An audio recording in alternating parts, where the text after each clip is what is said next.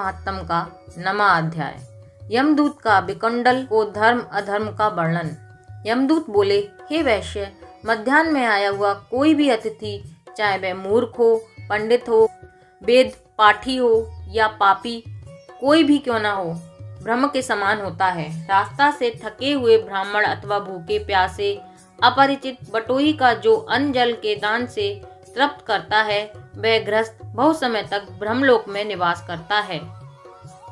मध्याह्न या सायंकाल के समय जिनके घर पर आया हुआ अतिथि निराश नहीं लौटता, वे यमलोक में नहीं जाते।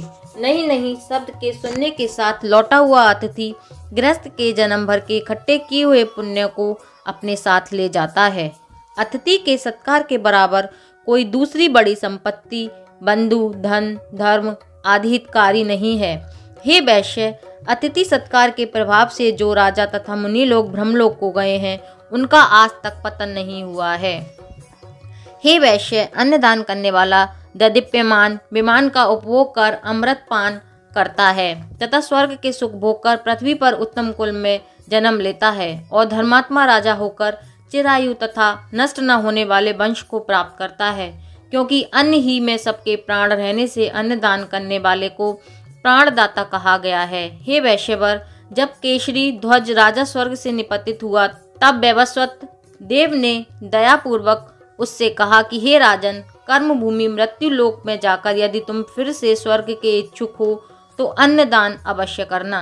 हे वैश्य, यह बात मैंने स्पष्ट धर्मराष्ट्र के मुख से सुनी है।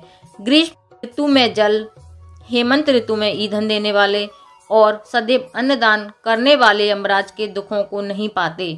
जो मनुष्य 6 महीने के अंदर ज्ञान व अज्ञान से छोटे बड़े और वाणी, मन तथा शरीर से किए हुए पापों का प्रायश्चित नहीं करता, तो वह नरक भोगता है, और जो प्रायश्चित करता है तो वह देवता और गंधर्वों से शोभित लोक को पाता है। हे वैश्य, जो मनुष्य वेद माता गायत्री या दूसरे वैदिक मंत्रों को जपते हैं और नित्य सुबह शाम अग्नि में हवन करते हैं, ऐसे विप्र अक्षय गति को प्राप्त होते हैं। जो नित्य व्रत का आचरण करने वाले, तीर्थों का सेवन करने वाले और जितेंद्रिय हैं, वे यमराज को नहीं देखते।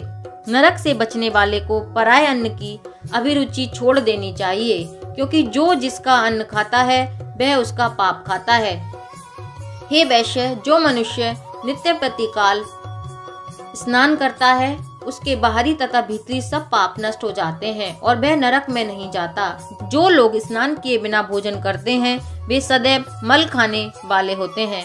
जो नित्य स्नान नहीं करते, उनके पितर तथा देवता उनके विमुख हो जाते हैं और वह नरक भोग कर नीच जाति तथा चांडाल आदि योनि में जन्म लेते हैं। जो लोग माघ मास में पर्व के दिन जल में स्नान करते हैं, वे ना तो बुरी गति पाते हैं और ना बुरी योनि में जन्मते हैं। उनके बुरे स्वप्न और दुष्ट चिंताएं भी सदैव निष्फल हो जाती हैं।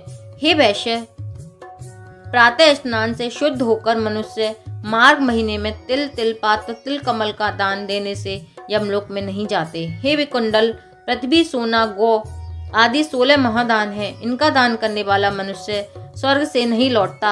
बुद्धिमान लोग पुण्य तिथियों में व्यतिपात और संक्रांति के दिन स्नान करके यदि कुछ भी दान करता है तो वह बुरी गति में नहीं पड़ता और संसार में गरीब कुल में पैदा नहीं होता।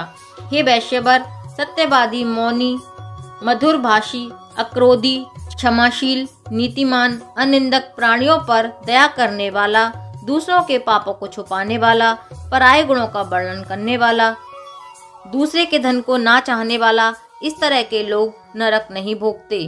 दूसरों की बुराई करने वाला, पापी तथा उनका साथ देने वाला, खोटे व कठोर वचन बोलने वाला, परोपकार ना मानने वाला आदि ऐसे लोगों की तीर्थ सेवन और तप से भी पापों से मुक्ति नहीं होती। यह लोग बहुत समय तक नरक भोगते हैं। जितेंद्रिय और जिताहारी पृथ्वी के सब तीर्थों में स्नान करने से यमलोक में नहीं जाते। तीर्थ में ना पाप करें, ना किसी की जीविका करें। तीर्थ में दान लेना और धर्म की बिक्री करना भी छोड़ दें, क्योंकि तीर्थ में किए गए पाप बड़ी कठिनता से दूर होते हैं। ऐसा पाप करने वाला मनुष्य नरक का आगामी होता है। बोलो भगवान विष्णु की जय।